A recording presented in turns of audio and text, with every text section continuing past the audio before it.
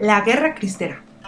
La Constitución de 1917 recogió las demandas sociales de dar tierra a los campesinos y garantías laborales a los obreros, pero también hizo concesiones a los intereses y las ideas de grupos que hicieron de esta larga guerra civil, llamada Revolución Mexicana, una prolongada lucha por el poder político.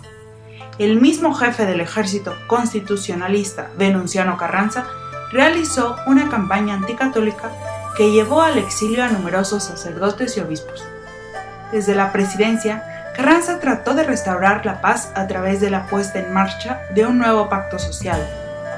Inspirada en la de 1857, la Constitución de 1917 recogió el anticlericalismo de aquella. Negó la personalidad jurídica a la Iglesia y a sus ministros, además de quitarles los derechos políticos e incluso el ejercicio de la ciudadanía. También se prohibió la instrucción religiosa en las escuelas, la impartición de clases por parte de los ministros de culto y se estableció que sería el Estado quien determinara el número de sacerdotes en cada diócesis. Pronto se demostró que la Constitución, a pesar de su contenido social, no era suficiente para restablecer la paz. Un golpe de Estado eliminó a Carranza y llevó al poder a Álvaro Obregón en 1919, quien aceptó cederlo 4 años más tarde a su compañero de armas Plutarco Elías Calles. Fue este presidente quien llevó al extremo la aplicación de las normas anticlericales contenidas en la Constitución. La Ley Calles, expedida en junio de 1926, hacía efectivo el artículo más anticlerical de la Constitución, el 130. 3 años, 1926 al 29, duró la persecución más sangrienta, más larga y más dura del país. Delito penado era ser sacerdote y ejercer el ministerio sin el permiso estatal. El uso de edificios para el culto, la vida y la educación religiosa se consideraba delito anticonstitucional, que permitía la incautación de esas propiedades y en la de muchos casos, su destrucción. También se consideraban delincuentes todos los civiles que protegieran a ese clero desobediente. Bajo la ley, las acciones cotidianas de una sociedad católica se transformaron de un día a otro en franca rebelión. Los obispos protestaron y mandaron el cierre de los templos, pero los laicos se organizaron. Se había ido formando la conciencia política de los ciudadanos católicos. Grupos como la Acción Católica o la Asociación Católica de la Juventud Mexicana estaban habituados a la participación social organizada. Desde sus filas saldrían los miembros de la Liga Nacional para la Defensa de la Libertad Religiosa, principal organizadora de la reacción católica frente a la Ley Calles. Primero se organizó la defensa por los causos legales, la protesta internacional. Más tarde se juntaron 2 millones de firmas nacionales y después se realizó un boicot económico que hizo tambalear al gobierno. En ciudades enteras no se usó la electricidad, la gasolina, el cine y demás productos suministrados por el Estado, pero nadie movió la terquedad del presidente Calles. El conflicto sangriento comenzó en el centro del país. Días antes de la fecha del cierre de los templos, el pueblo se apiñó dentro del santuario de la Virgen de Guadalupe en Guadalajara para evitar un sacrilegio. Cuando el ejército llegó a ocuparlo, abrió fuego a la multitud. Los hombres combatieron con mujeres y niños refugiados adentro.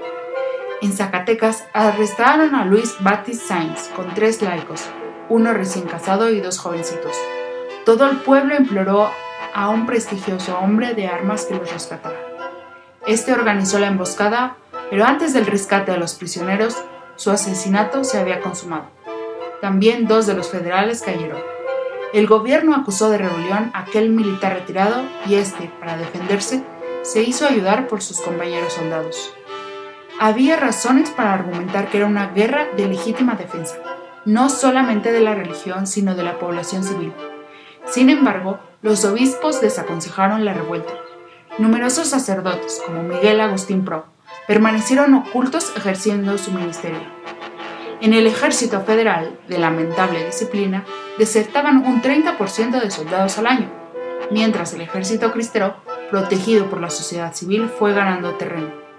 Las victorias se hicieron más frecuentes a partir de 1927 con la contratación del general Gorostieta, brillante militar defensor de la libertad y hombre íntegro, pero hostil a la Iglesia, quien descubrió en sus soldados el ejercicio de una auténtica cristiandad.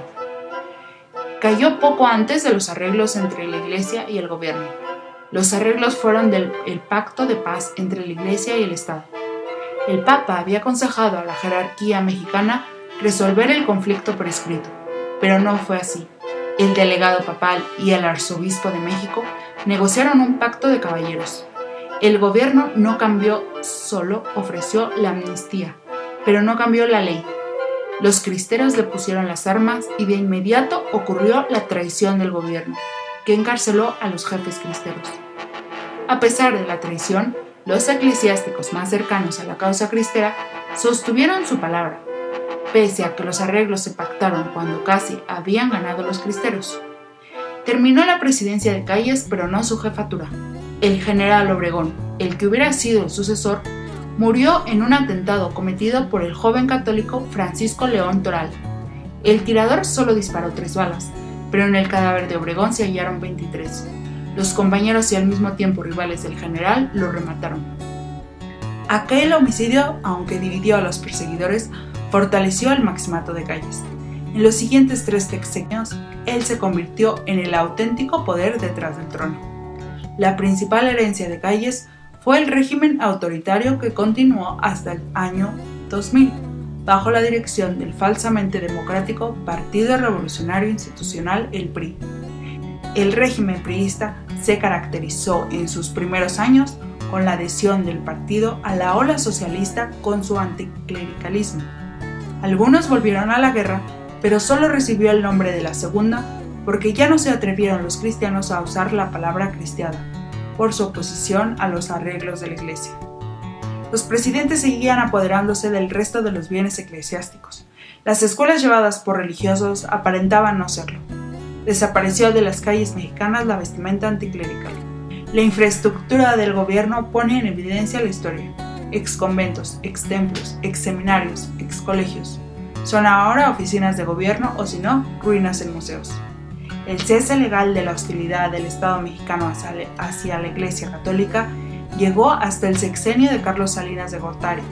En 1992, después de más de un siglo de simulación, por fin la ley respetó la personalidad jurídica de la Iglesia. El reglamento de aplicación de estas reformas constitucionales fue expedido por el presidente Vicente Fox en 2006.